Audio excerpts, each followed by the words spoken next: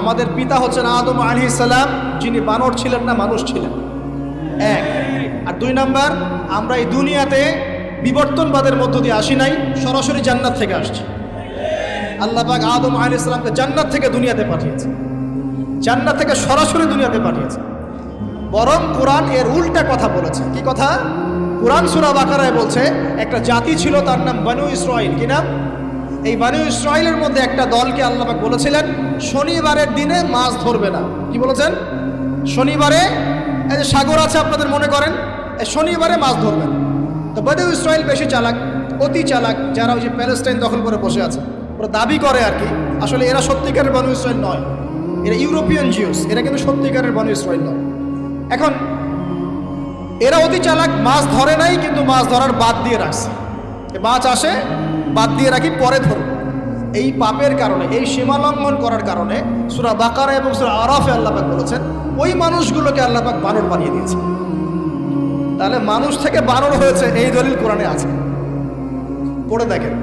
মানুষ থেকে যে বানর হয়েছে এই দলিল কোরআনে আছে, সূরা বাকারায় আছে, সূরা আরাফের মধ্যেও আছে। শনিবারের সীমা লঙ্ঘন করার কারণে এই অপরাধ, এই পরিণতি আল্লাহ পাক কিছু মানুষকে দিয়েছে। তারা এখনো জীবিত আছে কিনা আমরা জানি না, ওদেরকে আল্লাহ পাক মেরে ফেলেছেন না বেঁচে আছে আমরা এগুলো জানি না, কারণ কোরআন এগুলো নিয়ে কথা বলে নাই। এতটুকু কোরআন বলেছে।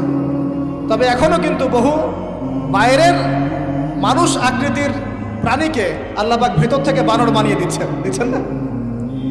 এটা নিয়ে একটা কথা বলতে চাই, সেটা হলো কিয়ামতের আগে আগে আরো কিছু মানুষকে আল্লাহ পাক কিন্তু শূকর এবং বানরে পরিণত করবে।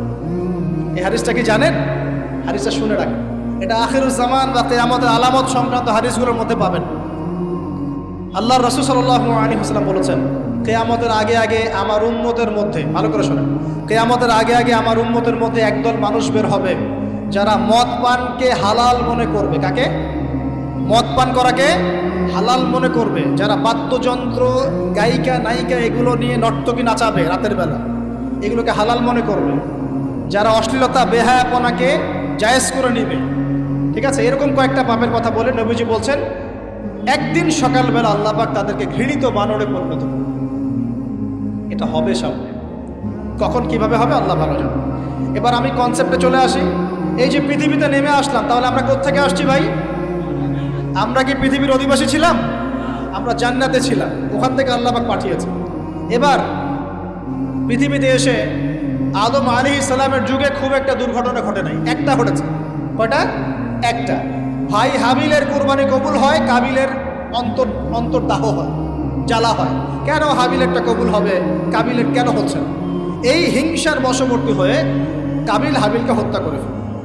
হত্যা করে লাশটা দাফন করার পদ্ধতিও তার জানা ছিল না। আল্লাহ কাককে পাঠালেন, কাককে দেখে সে শিখল। প্রথম দুর্ঘটনা হচ্ছে হাবিল কাবিলের দুর্ঘটনা। বলে রাখি, আজকেও নিজের ভাইয়ের বেশে বহু কাবিল মুসলিম সমাজের মধ্যে ঘুরে বেড়ায়। নিজের ভাইয়ের লেবাসে, পোশাকে, সুরতেই বহু কাবিল এখনও কিন্তু মুসলিম সমাজে ঘুরে বেড়ায়।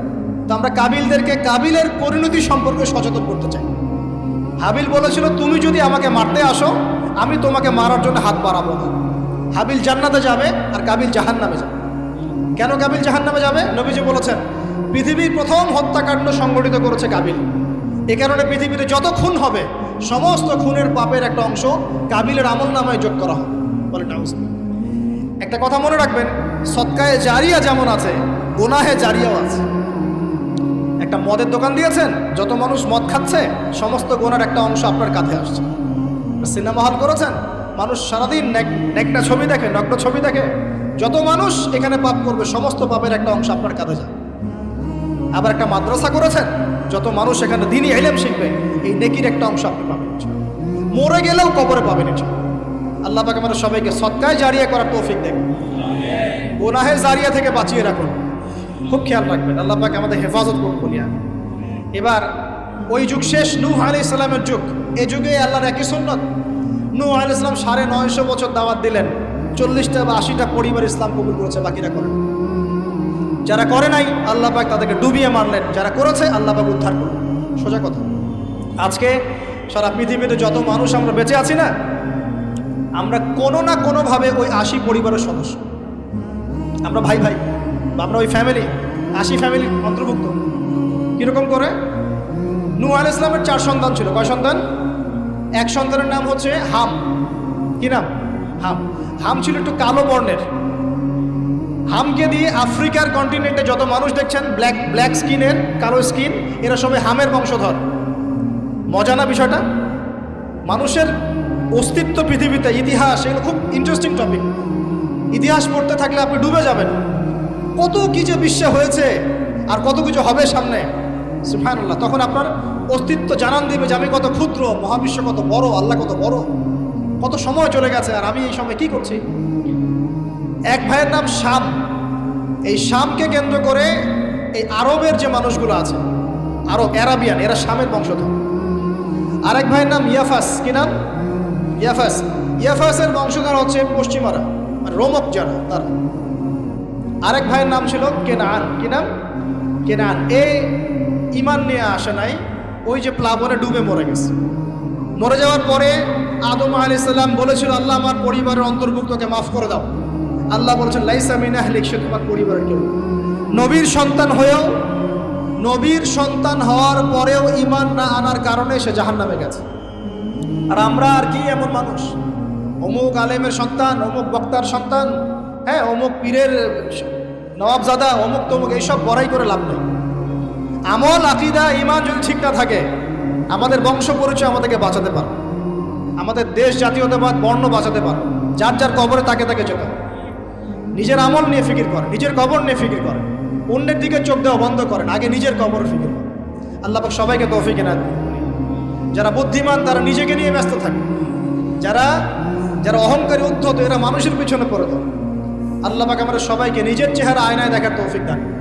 হ্যাঁ প্রিয় ভাইরা, নূহ আলাইহিস সালামের যুগ চলে গেল, 950 বছর দাওয়াত দেওয়ার পরে এই পরিণতি হয়েছে। এরপরে আসছে ইব্রাহিম আলাইহিস সালামের সময়। আল্লাহ পাক তাকে উদ্ধার করেছেন, অগ্নি পরীক্ষা থেকে বাঁচিয়েছেন, নমরুদকে আল্লাহ পাক ধ্বংস করেছেন। আল্লাহ পাক এরপরে এনেছেন আদ জাতি। আদ জাতির হুদ আলাইহিস সালাম এবং তার অনুসারীদেরকে আল্লাহ পাক বাঁচিয়েছেন, বাকিদেরকে ধ্বংস করে দিয়েছেন ঝড় দিয়ে, বায়ু প্রবাহ দিয়ে।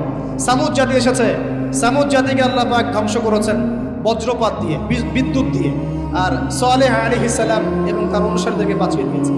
ফেরাউনের যুগ এসেছে, আল্লাহ পাক মূসা আলাইহিস সালাম এবং বনু ইসরাঈলকে বাঁচিয়েছেন, ফেরাউনকে ডুবিয়ে মেরেছেন লোহিত সাগরে। ঈসা আলাইহিস সালামের যুগ আসছে, একই সুন্নাত।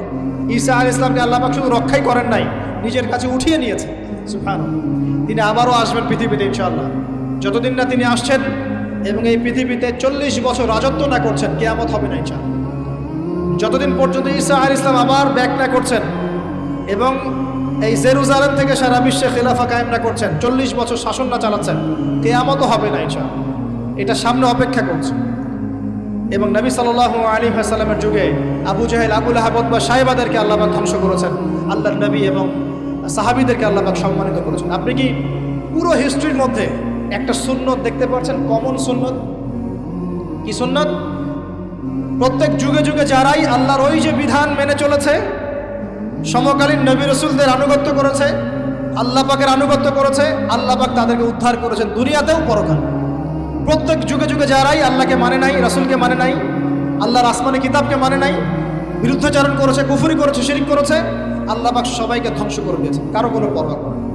এই সিলসিলা আজও অব্যাহত আছে, আগামীতেও থাকবে ইনশাআল্লাহ। এখন আমরা যারা এখন বেঁচে আছি, আমরা নবী সাল্লাল্লাহু আলাইহি ওয়াসাল্লামের ইন্তেকালের প্রায় 1450 বছর পরের মানুষ। আল্লাহর নবী এসেছেন এমন সমাজে, যে সমাজে শিরকের পাপ চলছে, সুদের পাপ চলছে, দুর্নীতি চলছে, আপনার কন্যা সন্তানকে জীবিত হত্যা করা হচ্ছে, আপনার মাদকদ্রব্যের সয়লাভ চলছে, মেয়েদের অধিকার দেওয়া হচ্ছে না, হ্যাঁ, গোত্রীয় হানাহানি চলছে। ওই সমাজটাকে তিনি 23 বছরের মধ্যে পাল্টে ফেললেন। কত বছর? 23 বছর। কিভাবে পাল্টালেন? উত্তর, তিনি প্রথমে জ্ঞানের চর্চা করেছেন। কিসের চর্চা? জ্ঞানের। আল্লাহ পাক প্রথম ওহী নাযিল করেছেন, ইকরা বিসমি রাব্বিকাল্লাযী খালাক, পড়ুন আপনার রবের নামে যিনি আপনাকে সৃষ্টি করেছেন। নবী সাল্লাল্লাহু আলাইহি ওয়াসাল্লাম, সাহাবীগণ কোরআনের 6টা হক আদায় করেছেন। কয়টা হক? 6টা। তারা কোরআন পড়া শিখেছেন। আমরা সবাই কোরআন পড়া শিখবো তো ইনশাআল্লাহ? তারা কোরআনের অর্থ শিখেছেন, আমরা কোরআনের অর্থ শিখবো তো ইনশাআল্লাহ? তারা কোরআনের আদেশগুলো মেনেছেন, আমরা কোরআনের সব আদেশ মানবো তো ইনশাআল্লাহ? তারা কোরআনের সমস্ত নিষেধগুলো বর্জন করেছে, আমরা নিষেধ বর্জন করবো তো ইনশাআল্লাহ? তারা কোরআনের দাওয়াত মানুষের কাছে পৌঁছে দিয়েছেন। আমরা কোরআনের দাওয়াত দিব তো ইনশাআল্লাহ। এবং 6 নাম্বার, তারা কোরআনের বিধানগুলোকে বাস্তবায়ন করেছে। আমরাও বাস্তবায়নের চেষ্টা করবো তো ইনশাআল্লাহ। এই 6টা হক আদায়ের ফলে 23 বছরের ব্যবধানে জাহেলি মক্কা একদম সোনালী মক্কায় পরিণত হয়েছে। 23 বছর পরের মক্কায় আপনি কোনো সুদ পাবেন, কোনো শিরক পাবেন, কোনো মূর্তি পূজা পাবেন, কোনো মেয়ের অপমাননা পাবেন, কোনো জেনা, কোনো ব্যভিচার, কোনো ধর্ষণ কিচ্ছু পাবেন?